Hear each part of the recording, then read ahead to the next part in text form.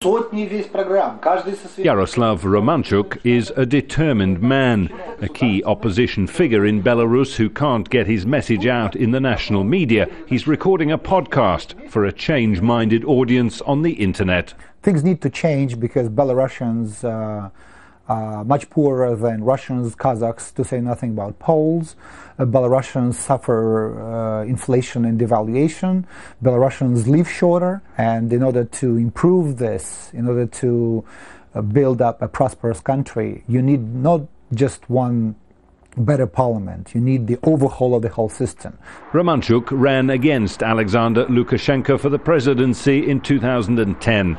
In the protests that followed an allegedly rigged election, he and 6 other presidential candidates were detained by the KGB as the police moved in.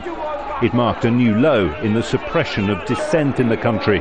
It was supposed to be peaceful, constructive. It turned out to be violent because of a group of provocateurs who spoiled the whole situation and made things much, much worse for Belarus. Violence, of course, that you didn't support.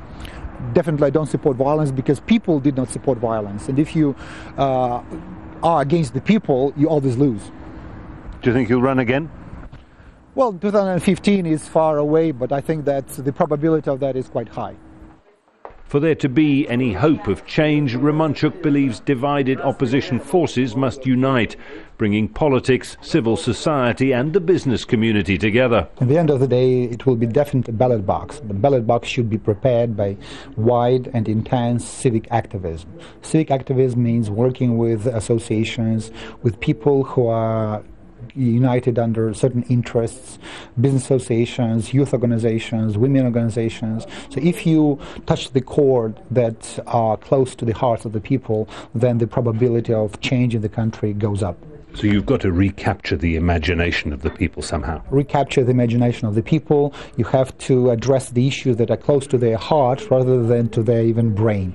It is, Romanchuk admits, a long game, but then he's a patient man. Jonah, Al Jazeera, Minsk.